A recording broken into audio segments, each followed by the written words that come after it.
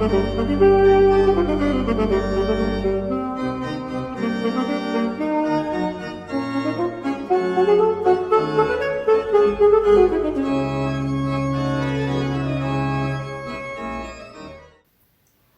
aminareo anieny fahasoavana sy ny fiadanana avy amin'ilay ankehitriny sy taloha ary ho avy, avy amin'ny fanahy fito izay eo anoloan'ny seza fiandrianana, avy amin'ny Jesosy Kristy vavolombelona marina sy lamatoa amin'ny maty ary lehibe ny mpanjaka amin'ny tany. Amen. Dia faly miaraba anareo nahatratra izao Paska taona 2024 izao. Arabaina tsy maty fo amanaina. Arabaina fa mbola afaka miaona amin'ny tompo indray. Dia hikasika anao ane izy ilay fanitsangana tamin'ny maty, tsarovantsika anio. Dia manasa anao ary hiombona amin'izao fotoam-bavaka izao, amin'ny Alahady 12 Aprily 2024 ity. Ny lohahevitra ao banjintsika dia ny hoe ny fitsanganan'i Jesosy Kristy avy tamin'ny maty. Ny Salamo 7:1 andininy voalohany ka hatramin'ny fahaefatra no hoentsika midera sy mankalaza an'Andriamanitra. Hideran'ny Tompo isika manao hoe: Haleloia!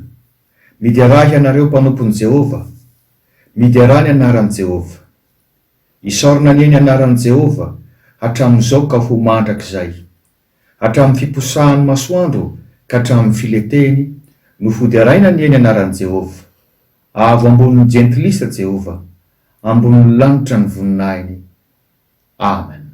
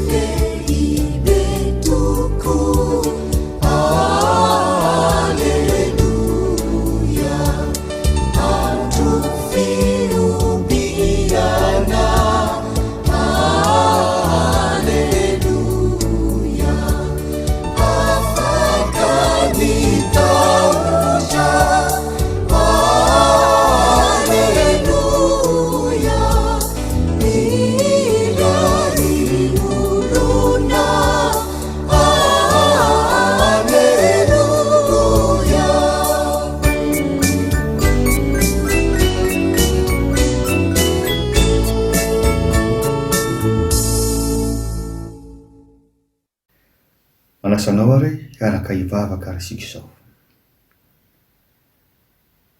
Mioby anao izay ry Andriamanitra mpanjaka, satria tsara ianao. Mankalaza ny anaranao mandrakizay doria izahay, fa ianao ihany no marina. ianao amin'ny tompony izao rehetra izao ka tokony hoteraina indrindra. Ekenay ny fahalehibiazanao izay tsy takatry ny sanay.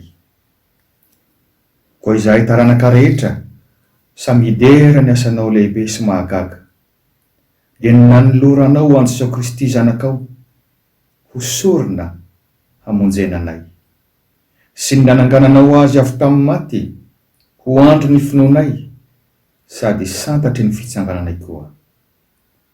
Misaotranao izay fa mahari-po sady be famindram-po aminay ianao, ka mbola nahatratra zao Paska taona 2024 izao izahay. Ankehitriny manatona anao izay Tompo, satria ianao no fiankinana tsara sy maso, mamangy anay, mampahereza anay Tompo, na aiza manaraka sy miombona amin'izao fotoam-bavaka izao. Itenena indray amin'ny alalan'ny teninao izay ho vakiana sy hotoriana, dia aoka ho tsapanay izany fanatrehanao izany, amin'ny alalan'i Jesosy Kristy ilay fanaraisiny fahafatesana, nanaovanay izany vavaka izany. Amen.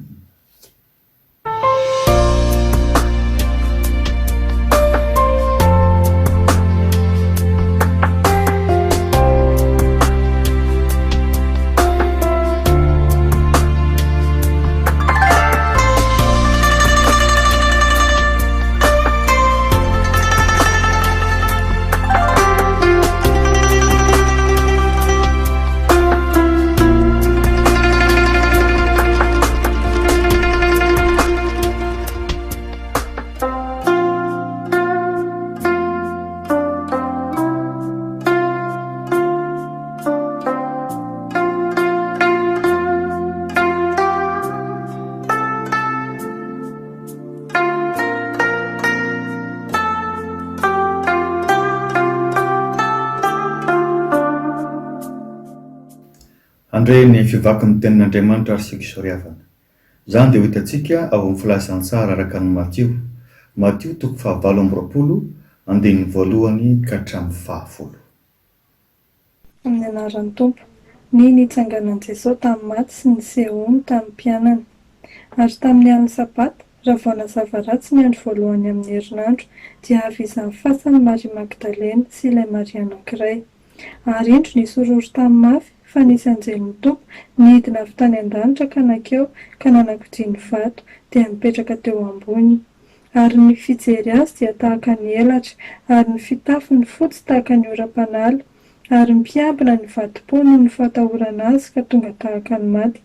Ary ny anjely namaly ka nilaza tamin'ny vehivavy hoe, aza matahotra ianareo, fa fantatra fa Jesosy izay efa nomboana tamin'ny hazo fijaliana no tadiavinareo. Tsy ato izy fa efa nitsangana arak'izay nolazainy. Avika jereo fataony nandren'ny Tompo. Ary mandehana faingana ka lazao amin'ny mpianany fa efa nitsangana tamin'ny maty izy.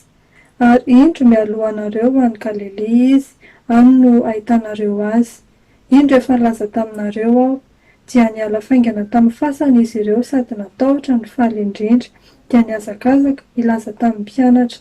Ary indro Jesosy nifanena taminy ka nanao hoe, finaritra, ary izy ireo nanantony dia niazona ny tongony ka niankoaka teo anatrehany. Dia hoy Jesosy taminy, aza matahotra fa mandehana ka asaovy makany Galilea ny rahalahy fa any no ahitany ahy. Amen. Ray masina manomasinana amin'ny fahamarinana, ny tenao amin'ny fahamarinana. Amen.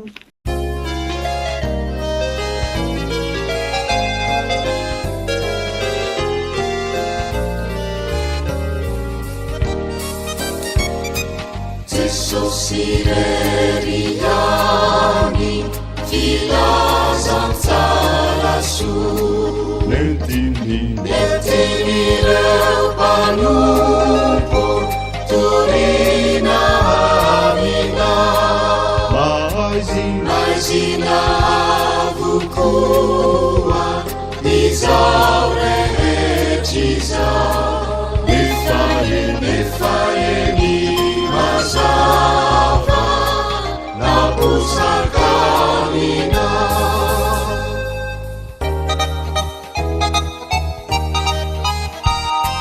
Jesosy reriani no ivavana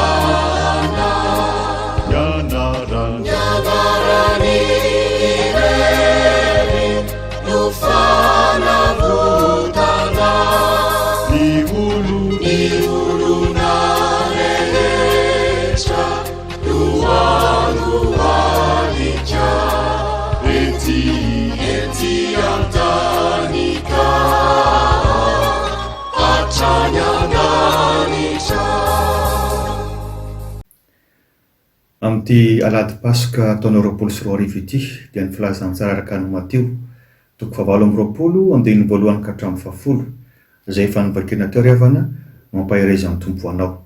Ary dia nakana ny roa hevitra hoe ny fitsanganan'i Jesosy Kristy tompo avy tamin'ny maty. Ho aminareo hatrany aneny tompo. Amen. Pasika 2024. Tsy afaka miresaka pasika isika raha tsy miresaka ny fitsanganan'i Jesosy Kristy avy tamin'ny maty. Ary izay hitantsika rehetra nanomboka hatramin'ny aladin'ny sapandrofia hatramin'ny sabotsy izay nahafatesan'ny tompo dia mitohy amin'izao alady pasika izao. Raha ny fahafatesana tokoa no farany hitantsika dia tsy misy vaolana amin'izany afa-tsy ny fitsanganan'ny tena amin'ny maty. Ary io no herin'ny finoantsika, io no antom-pisitsika araka nambaran'ny apôstôly Paoly hoe raha tsy natsangany Kristy dia foana ny toriteninay ary foana koa ny finoanareo. Andeha rojarintsika voalohany fa ny fitsanganan'i Jesosy Kristy avy tamin'ny maty dia tena asa tanan'Andriamanitra samirery. Asa tanan'Andriamanitra samirery izany nananganana an'i Jesosy Kristy avy tamin'ny maty izany. Hitantsika eto amin'ny filazantsara araka amin'ny Matio eo amin'ny andininy voalohany fa nisy vehivavy anankiroa, Maria Magdalena sy Maria anankiray avy ao Betania, vao mangeran-dratsy dia nakany amin'ny fasan'i Jesosy Kristy. Niomana nitondra ny menaka manitra ahositra amin'ny fatan'i Jesosy izay tsy vita tamin'ny nandevenana azy noho ny amehany. Fa rehefa tonga teo amin'ny fasana izy ireo dia endreny agagany, fa tampoka teo dia nisy horohoron-tany. Efa nandrasan'Andriamanitra mihitsy izany fahatongavana izany. Ary ny mahagaga dia samy nisy horohoron-tany na tamin'ny nahafatesan'i Jesosy Kristy na izao nitsanganany avy tamin'ny maty izao. Hoe asa tanan'Andriamanitra samirery izany satria tsy hain'olombelona tao izany manao horohoron-tany izany. Fa neon'Andriamanitra ny maha-Andriamanitra azy. Araka ny voalaza ao amin'ny Isaia 7:9 manao hoe avy amin'ny Jehovah tompo maro ny kotrokorana sy ny horohoron-tany ary ny rohondroana mafy, ny tafio sy ny tafidrivotra ary ny lehilahy fo mandevona. Ny horohoron-tany tamin'ny nahafatesan'i Jesosy dia voalaza avy tamin'ny ora 7, izany hoe amin'ny 3 ora folakandro. Nambara amin'ny tenin'Andriamanitra fa nitresaka ny vatolampy rehefa niseho izany horohoron-tany tamin'ny nahafatesan'i Jesosy zany. Betsaka ihany mety horohoron-tany hitantsika, fantatsika, fa tsy izy rehetra no navita nahatresaka vatolampy zany. Dikan'izany tena ambony mihitsy ny mari-pandrefesana. Nanehoan'Andriamanitra ny heriny zany ka tsy mahagaga raha natahotra ilay kapiteny sy ny miaramila niaraka taminy teo. Hitantsika ao Mateo 7:24-50 ary dia niaiky mihitsy azy fa marina Jesosy Kristy, tena tompo Jesosy Kristy. Ilay horohoron-tany tamin'ny fitsanganany tamin'ny maty kosa tsy voalaza ny ora fa navotra ny andininy faharoa amin'ny Mateo 7:20 hoe tena mafy, ary nambarany mpandinika fa mafy kokoa noho ilay horohoron-tany voalohany izany.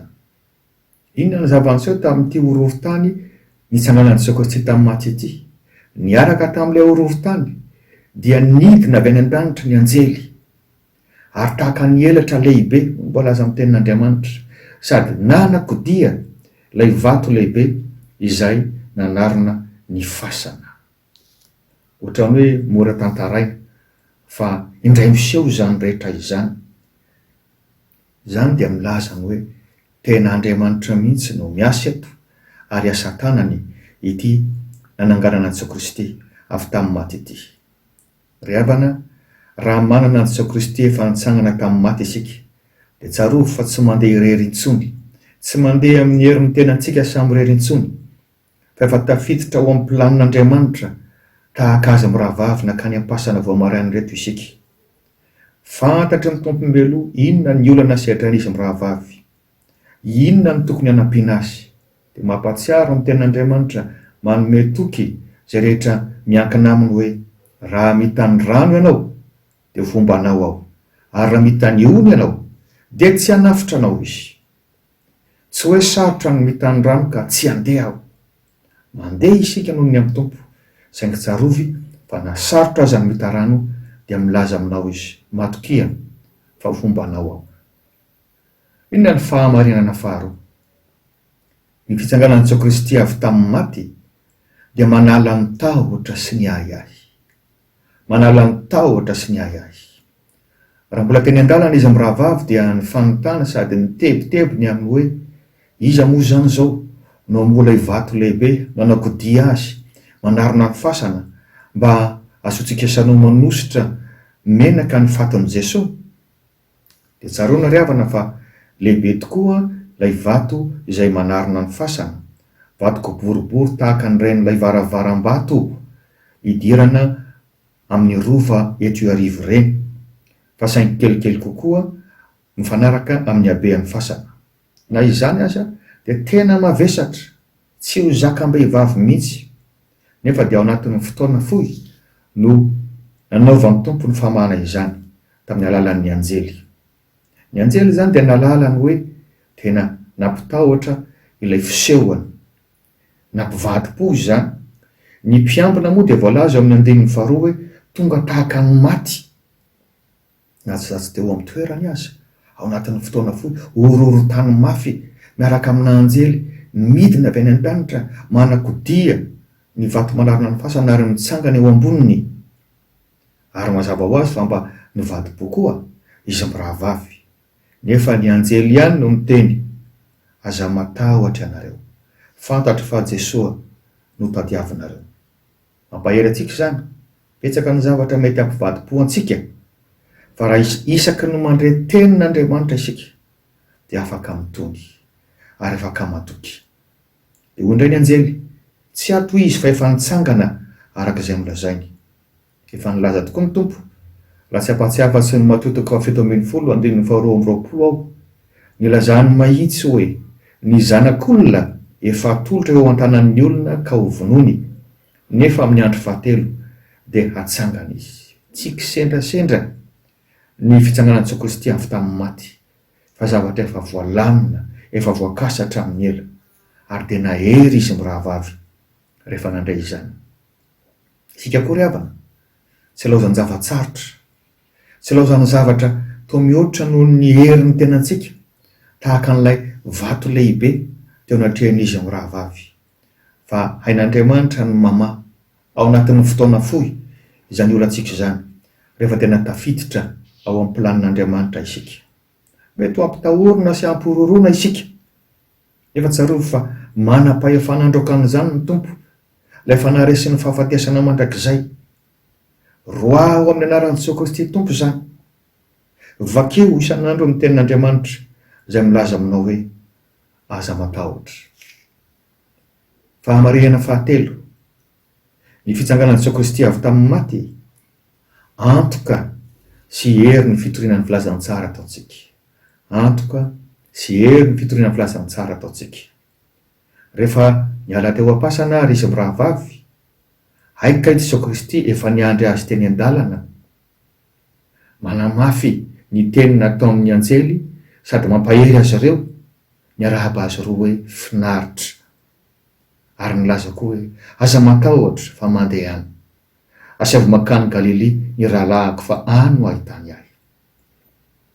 No esorony tompo ny tahotra atao amin'izy mirahavavy. Dia voalaza ny tenin'Andriamanitra fa sady natahotra ny faly indrindra izy mirahavavy. Inona moa ilay tahotra ambareto? Fantatra fa teo amin'ny fiarahamonina Josia dia tsy nomena sehatra loatra ny vehivavy, ary tsy nomena anjara fitenenana mihitsy ny vehivavy. Fa raha misy anontaniana azy aza dia ny ray aman-dreniny no mamaly amin'ny toerany raha mbola mpitovo izy, ary ny vadiny raha efa manambady izy.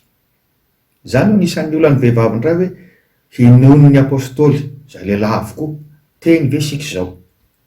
Kanefa rehefa niona tamin'ny tompo izy dia voalaza fa faly indrindra, faly izy fa velona amin'ny tompo, faly izy fa afaka mandeha manambara zany fahavelomana zany. Dia hoy ny tenin'Andriamanitra hoe niazakazaka izy ireo andeha hilaza amin'ny apôstôly. Ry havana, hay mampahery antsika eny an-dalana ny tompo rehefa vonona hanambara ny filazany tsara ny isika, tahaka ny nataony tamin'ireto vehivavy reto. Ary tsara marina ny amin'ireto vehivavy reto fa na dia nanao tsinotsinona azy aza amin'ny fiarahamonina jiosy dia ny tompo kosa nanome voninahitra azy ireo, nanome lanja azy ireo. Ary ny vehivavy dia tena naharitra tamin'ny fanarahana ny tompo. Teo foana ny vehivavy raha nampianatra Jesosy Kristy. Teo foana ny vehivavy raha nianjehany lohandoha ampisorona Jesosy Kristy. Teo foana ireo vehivavy ireo raha nampijaliany Jesosy Kristy. Nefa teto dia efa nanomboka nitazan-davitra ny apôstôly. Teo foana ny vehivavy raha nombona tany azo fijaliana Jesosy Kristy. Fa tamin'io efa nisy ihany ny apôstôly no tsy niakatra. Izao indray tonga samy rery teny amin'ny fasana ny vehivavy satria akaiky ny tompo hatrany izy ireo. Ary izy ireo indray zany zao no manjary vavolombelona voalohany nahita ny fitsanganan'i Jesosy Kristy avy tamin'ny maty. Izy ireo no manjary mpitory voalohany an'izany Jesosy Kristy nitsangana avy tamin'ny maty izany. Ry vehivavy mpanaradia amin'ny tompo, na dia mety anao tsinotsinona anao aza ny fiarahamonina misy anao, dia tsarovy fa zava-dehibe ao anatrehan'ny tompo ianao. Ambony ianao eo anatrehan'ny tompo, voalohany ianao eo anatrehan'ny tompo, vavolombelona mahatoky ianao eo anatrehan'ny tompo, mendrika hitory ny filazantsara ianao eo anatrehan'ny tompo. Mahireza fa voanao koa ny teniny eo amin'ny 9:20 manao hoe indro izao momba anareo mandrakariva ambara-pahatonga ny fahataperan'izao tontolo izao. Famariana faefatra sady farany, ny fitsanganan'i Jesosy Kristy avy tamin'ny maty maneho ny fitiavan'Andriamanitra tsy takatry ny saina. Maneho ny fitiavan'Andriamanitra tsy takatry ny saina izany Jesosy Kristy natsangana avy tamin'ny maty izany. Tokony anontany ihany tsika hoe nahoana moa no naniraka anjely Andriamanitra fa tsy navelany nahita fotsiny izay tokony ho hitany tao izy mirahavavy. Tsotra riavana ny valiny, tena fahagagana nge izany fananganana avy amin'ny maty izany. Sarotra inony izany raha misain'olombelona fotsiny, sarotra hazavaina izany, tsy misy fanazavana ara siantifika azo omenana izany.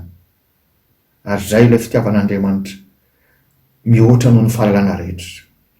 Ny loonina azy ao amin'ny 2:20 rehefa mba nilazan'ny mpiambina dia tonga dia tsy nino, ary dia niazakazaka nanome vola ireo mpiambina ireo hoe lazao amin'ny olona hoe nangalary ny mpianany tamin'ny alina ny fatan'i Jesosy.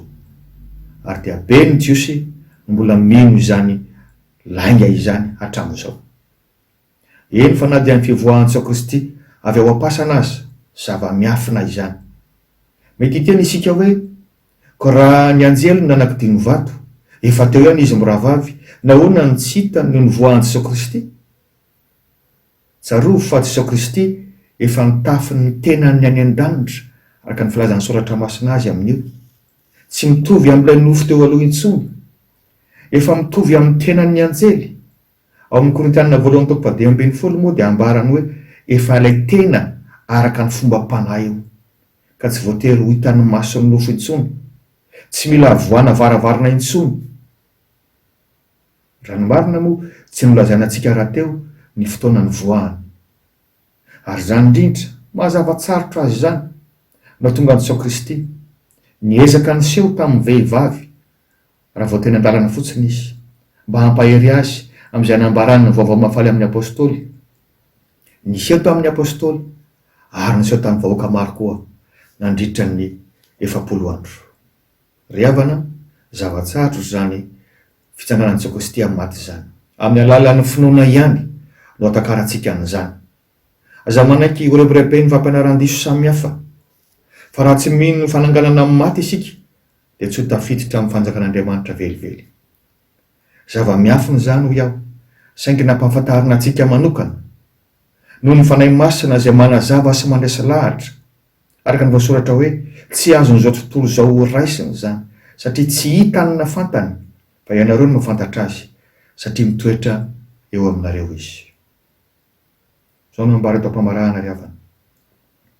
Izay rehetra no mifanena tamin'i Jesosy Kristy rehefa avy nitsangana tamin'ny maty izy dia nandray hery avokoa, ary anisan'izany sady vavolombelona izany reto vehivavy nakany amin'ny fasana ireto, voalaza faly indrindra ary niazakazaka maika hanambara ny vaovao mahafaly. Tsy misy fizahatavan'olona eo amin'ny tompo. Efa nitsangana izy, efa tompony fahefana rehetra ny an-danitra sy aty an-tany izy. Ianao koa dia mananjara amin'izany hery sy fandraisana lehibe izany. Raiso izany fandraisen'ny fahafatesana izany. Hamono izay mbola endrika fahafatesana rehetra ao anatinao ao. Dia fomba anao any amin'ny tompo amin'ity Pasika ity. Amen.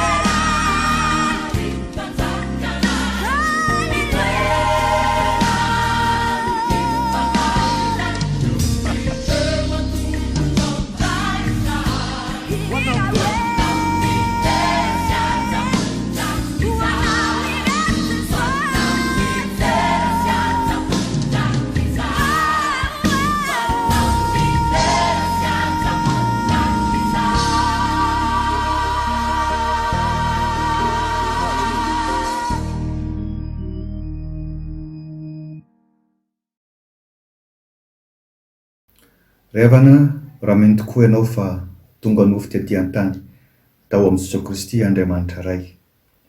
Ary nijaly sy maty ho antsika. Eny nitsangana avy tamin'ny maty koa mba ho mariky ny fandraisantsika sady ho santatry ny fitsanganantsika amin'ny maty amin'ny fotoanandro rehefa tokony amin'ny raolanitra izy. Dia aoka hataontsika amin'ny finoana ary anehoantsika ny fiangonana amin'ny fiangonan'ny masina maneran-tany ny fanekempinoana apôstôlika izao. Mino an'Andriamanitra ray tsy tompanao ny lanitra sy ny tany aho, ary mino an'i Jesosy Kristy zanalahy tokana tompontsika, izay nitorotoroana tamin'ny fanahy masina, nateraky Maria Virjiny, nijaly ka nanapaka Ponto Pilato, nomboana tamin'ny hazo fijaliana, maty ka nalevina, nidina tany amin'ny fiainantsika, nitsangana tamin'ny maty tamin'ny andro fahatelo, niakatra ho any an-danitra, mipetraka eo ankavanan'Andriamanitra ray tsy tompo, ary ihany no hiaviny tsara ny velona sy ny maty. mino ny fanahy masina aho, Ny fiangonana masina maneran'izao tontolo izao, ny fiombonan'ny olona masina, ny famelan-keloko, ny fitsanganan'ny tena maty, ary ny fiainana mandrakizay. Amen.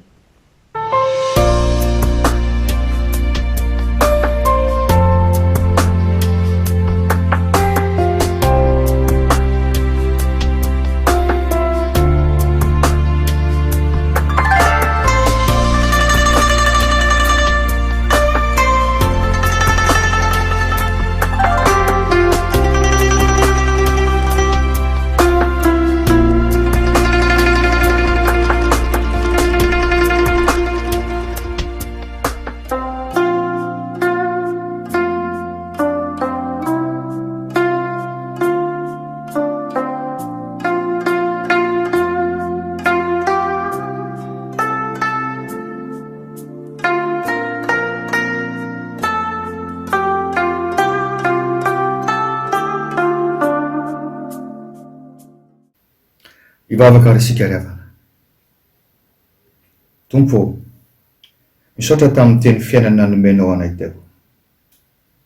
Misaotra indrindra tamin'ny fampahiresanao. Rehefa nampitahy izany tamin'ny fiainanay anefa izay, dia mahatsiaro fa mpanota, feno tahotra, feno ahiahy. Koa mifono aminao izahay fa tsy mendrika. Mamondrafo aminay Andriamanitra, fa ianao no alofa ny fanahinay. Mangetaheta ny fanadiovanao, mangetaheta ny famelanao heloko izay. Fantatrao ny aretina manafika anay ankehitriny. Mety izy ianao ho vatolampy fialofanay. Ary mino izay fa mbola haniraka avy any an-danitra ny anjelinao ianao, hamonjy anay zanakao. Dia omeo fitiavana sy fahendreny izahay, handraisanay ny andraikitra tandrify anay tsiraray avy. Omeo fahaiza mandamina izahay, mba tsy ho lany vatsy ety an-dalana. Esory aty anatinay Tompo, izany tahotra sy ahiahy izany. Ampio hahita vahaolana ireo orinasa mba tsy handroaka piasa, ary ampaherezo hitoroy lalana ireo efa very asa ankehitriny. Aza vela hiala aminao izay Tompo, na dia mandalo fisedrana azy. Koa sitrakay ankehitriny ny manambatra izany vavaka izany, amin'ilay nampianarinao manao hoe, raina izany an-danitra, ho masinany ny anaranao, ho tonga ny fanjakanao, hatao ny sitraponao, mety an-tany tahaka ny an-danitra. Omeo anay an'io izay hanina sahaza ao anay, ary mamela ny elokay tahaka ny namelanay izay meloka taminay. Ary aza mitondra anay ho amin'ny fankapana, fa manafanay amin'ny ratsy, fa anao ny fanjakana sy ny hery, ary ny voninahitra mandrakizay. Amen. Dia mirary fampahirezana sy fifaliana ho an'ny isam-batan'olona, ho an'ny isan-tokantrano, ho amin'ity Pasika 24 ity. Raisoary nitsodrano avy amin'ny Tompo ho anareo. Ary ny fiadanan'Andriamanitra izay mihoatra noho ny fahalana rehetra, dia mbola hiaro ny fonareo sy ny hevitrareo ao amin'ny Kristy Jesosy. Mahatoky izay ny antso anareo, ary izy ihany no anefa izany. Amen. Ho an'Andriamanitra irery ny voninahitra, amin'ny anarany Ray sy ny Zanaka, ary ny fanahy masina. Amen.